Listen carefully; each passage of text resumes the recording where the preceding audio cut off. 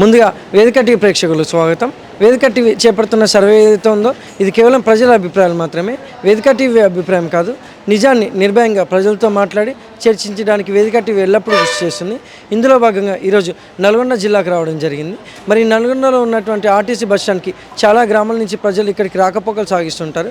మరి ఇక్కడికి వచ్చే ప్రజల్ని రేవంత్ రెడ్డి గారి పాలన విధి విధానాల గురించి, మరి అలాగే ఇప్పుడు రేవంత్ రెడ్డి గారు ప్రవేశపెట్టిన ఈ 6 గ్యారెంటీలు కానీ సంక్షేమ పథకాలు కానీ ప్రజలకు ఏ విధంగా లబ్ధి చేకూరుతున్న విషయాల గురించి, మరి గతంలో కేసీఆర్ గారి పాలన ఏ విధంగా జరిగింది అనే విషయాలని ఇక్కడికి వచ్చే ప్రజలతో మాట్లాడి వాళ్ళ యొక్క అభిప్రాయం తెలుసుకునే ప్రయత్నం చేద్దాం. అమ్మా నమస్తే. మీ పేరమ్మా? నాగమణి. ఏం చేస్తారమ్మా? వ్యవసాయం. గ్రామం మండలం? గ్రామం నెవల్లగూడెం, మండలం నాంపల్లి. సీఎం రేవంత్ రెడ్డి గారి పాలనపై మీ అభిప్రాయం ఏంటమ్మా?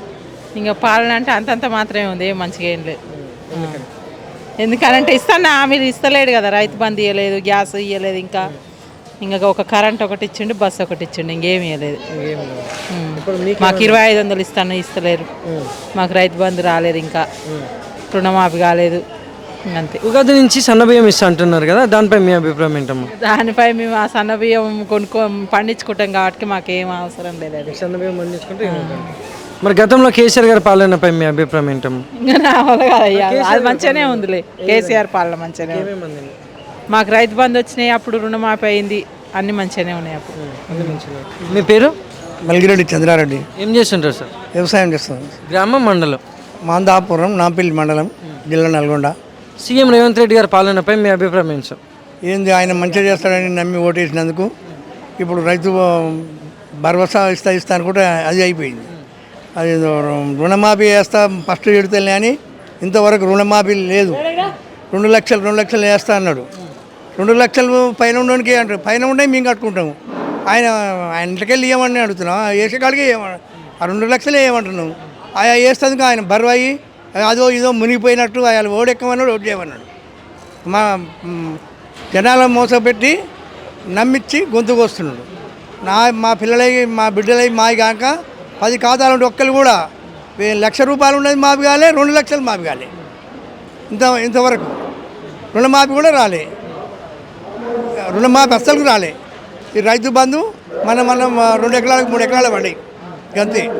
ఏం లాభం లేదు ఆయన వచ్చింది, అది ముఖ్యం.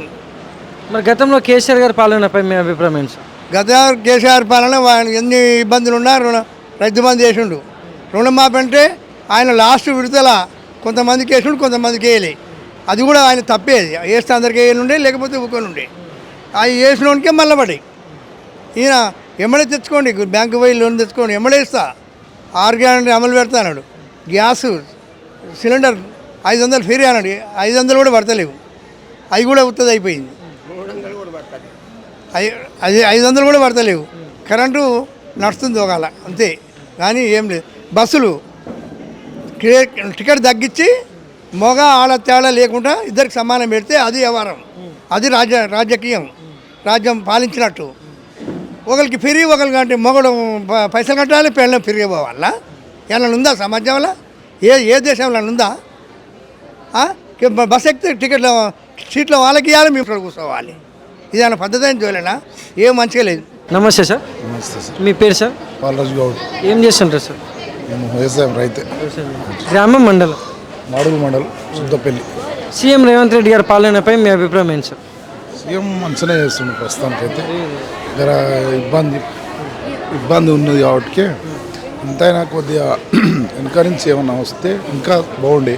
ఇప్పుడు అన్నిటికీ రైతులకు బాగానే చేస్తున్నాడు కదా, ఏం తక్కువ చేసిండు. ఇప్పుడు రుణమాఫీ కానీ అది రైతు భరోసా అమౌంట్ వేస్తున్నాడు, అన్నీ డబ్బులు వేసిండు.